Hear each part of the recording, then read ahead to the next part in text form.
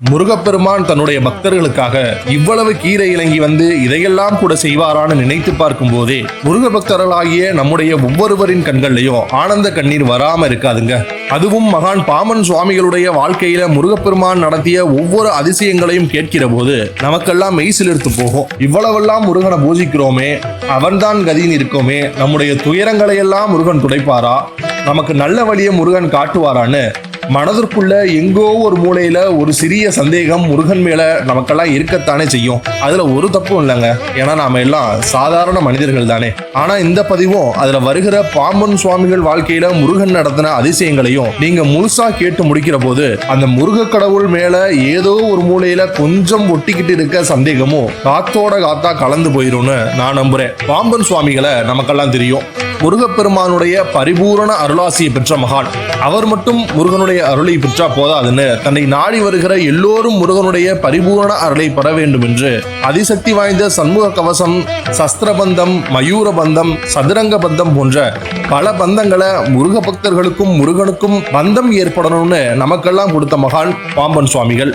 அந்த மகான் பாம்பன் சுவாமிகள் ஒரு நாள் கரடு முரடான பாதை ஒன்றுல பயணிக்க வேண்டிய நிலைமை வந்தது. பாம்பன் சுவாமிகளும் அதையெல்லாம் பொருட்படுத்தாம கால்நடையாகவே அந்த பயணத்தை மேற்கொண்டாரு. அப்போ ஒரு பெரிய முள் ஒன்று பாம்பன் சுவாமிகளுடைய கால்கள்ல குத்தி ரத்தம் வர துவங்குது. சுவாமிகளும் முருகான்னு மனசுல நினைச்சிட்டு காலில் கட்டி போட்டுட்டு இரவு வீட்டுக்கு வந்து படுத்துறாரு. மறுநாள் காலையில பக்கத்து ஊரை சார்ந்த ஒரு செருப்பு செய்பவர் கைகள்ல ஒரு சோடி மர செருப்போட பாம்பன் சுவாமிகளின் வீட்டு வாசல்ல வந்து நிக்கிறாரு. வெளியே வந்து பார்த்த பாம்பன் சுவாமிகளுக்கு ஒரே ஆச்சரியமா இருக்கு. உடனே அவர்கிட்ட போய், யாரு நீங்க, கையில செருப்போட வந்து நிக்கிறீங்களே, என்ன விவரம்னு கேட்டாரு பாம்பன் சுவாமி. அப்போ அந்த செருப்பு வியாபாரி சொல்றாரு, ஐயா, நான் நேற்று இரவு என் வேலைகளை எல்லாம் முடிச்சுட்டு நல்லா அசந்து தூங்கிட்டேன். அப்போ என் கனவுல எங்க அப்பன் முருகனே வந்தது மட்டும் இல்ல, உங்க பாதத்தினுடைய அளவை சொல்லி உடனே ஒரு செருப்பு செய்து கொண்டு வந்து உங்களிடம் கொடுக்க சொன்னார் சாமின்னு சொல்லி, இதாங்க அந்த செருப்பு, அளவு சரியா இருக்கான்னு பாத்துக்கோங்கன்னு பாம்பன் சுவாமிகள் கிட்ட அந்த செருப்பை கொடுக்கிறாரு. நீங்க நினைத்து பாருங்க, பாம்பன் சுவாமிகளுக்கு எப்படி இருந்திருக்கும். பல ஆயிரம் மகான்களும் யோகிகளும் கடும் தவம் பண்ணியும் காண கிடைக்காத அந்த கந்த கடவுள் தன்னுடைய காலில் முள் குத்திய போது முருகான்னு நினைத்ததற்காக முருகனே வந்து என் பாதத்தினுடைய அளவை சொல்லி செருப்பு தைக்க சொல்லியிருக்காருன்னு அந்த செருப்பை கட்டி பிடிச்சிட்டு கண்ணீர் விட்டு கதறி அழுறாரு பாம்பன் சுவாமி. அந்த செருப்பை இன்னும் நீங்க பாம்பன் சுவாமிகள் கிட்ட பார்க்கலாம். இத்தனை கருணை மிக்க முருகப்பெருமான் தன் பக்தர் தப்பு பண்ணிட்டா எவ்வளவு கோவப்படுவாருங்கிறதையும் பாம்பன் சுவாமிகளுடைய வாழ்க்கையிலேயே நாம கண்ணார பார்க்கலாம்.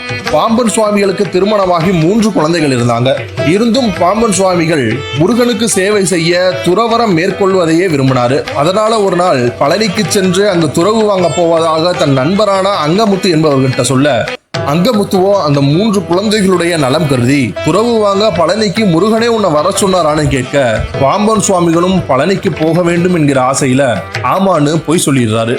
அன்றைக்கு இரவே பாம்பன் சுவாமிகளுடைய கனவுல அக்னி பிளம்பா தோன்றிய அப்பன் முருகன், நீ எப்போ பழனிக்கு வரணும்னு எனக்கு தெரியாதா, நான் உன்னை கூப்பிட்டேன்னு போய் சொல்ற, இனி நான் எப்போ கூப்பிடுறனோ அப்பதான் நீ பழனிக்கு வரணும்னு கோபமா சொல்லிட்டு மறைஞ்சிடுறாரு அப்பன் முருகன். நடுங்கி போய் எழுந்த பாம்பன் சுவாமிகள் தான் செய்த தவற நினைத்து கண்ணீர் விட்டு வருந்துறாரு. அதற்கு பின்பு பாம்பன் சுவாமிகள் ஜீவசமாதி அடைகிற வரைக்குமே அவரை பழனிக்கு முருகப்பெருமான் அழைக்கவே இல்லை. அதனால பாம்பன் சுவாமிகளும் தன் வாழ்நாள்ல பழனிக்கு போனதே இல்லை. ஒரு முறை சென்னை தம்புசெட்டி வீதியில போய் கொண்டிருந்த பாம்பன் சுவாமிகள் காலில் குதிரை வண்டி ஏறி அவர் கால் எலும்பு சுக்குநூறா முறிந்து போயிடுது. அப்போ அவருக்கு வயது 70. உடனே அவர் சென்னை ராஜீவ்காந்தி அரசு மருத்துவமனையில, ஐயா வந்துட்டியான்னு கண்ணீர் விடுறாரு.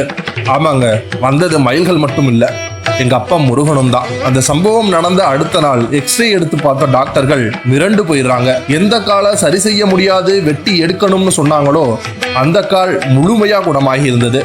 இந்த அதிசயத்திற்கு ஆதாரமா இன்னும் சென்னை அரசு மருத்துவமனையில மான்ட்ரோ வார்டுல பாம்பன் சுவாமிகளுடைய திருவுருவ படமும் இந்த சம்பவமும் புகைப்படமா மாட்டப்பட்டிருக்கு. முருகன் தன் பக்தர்களுக்கு காற்ற கருணை கொஞ்சம் நஞ்சம் இல்லைங்க. என்றைக்குமே வற்றாத பெருங்கருணையே வடிவமா அமைந்தவன் தான் முருகப்பெருமான். அதனாலதான் தன்னை எதிர்த்து போர் புரிந்த சூரனையும் கூட சேவலும் மயிலுமா மாற்றி தன் கூடவே வச்சுக்கிட்டார். சூரனையே கூட வச்சுக்கிட்ட முருகன் நம்மளை கைவிற்றுவான்னு நினைக்கிறீங்களா? எப்போதும் நமக்கு முருகன் மட்டும்தான் துணை.